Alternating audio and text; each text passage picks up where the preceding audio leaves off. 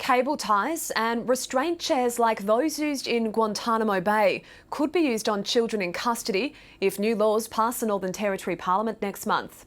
The Youth Justice Amendment Bill clarifies the type of restraints that can be used on juveniles in detention and what circumstances justify their use. The Northern Territory Attorney-General believes restraints will stop children escaping custody and prevent them hurting themselves and others. When they do play up, they do represent a real threat to staff, and then restraint is appropriate, not only to protect the staff, but protect them and the good order and safety of the institution that they're in.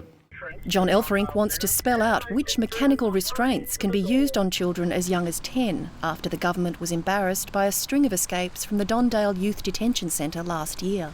Traditionally the reference has been to handcuffs, but there are also waist belts, other systems by which you restrain hands to waists, and you can also place legs into some form of restraint strap.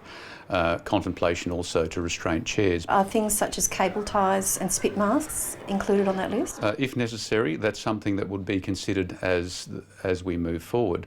In March 2015, 17-year-old Dylan Voller was strapped to a restraint chair similar to this one for close to 2 hours in the adult prison in Alice Springs.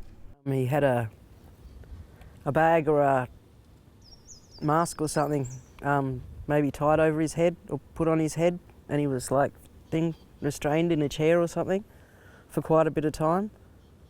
An incident report by the Department of Corrections said Dylan was restrained to prevent him self-harming.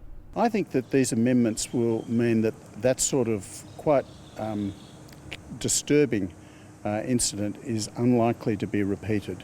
But not everyone agrees. Well, the biggest concern is how you interpret that legislation and how far that's taken, because really it shouldn't be used at all.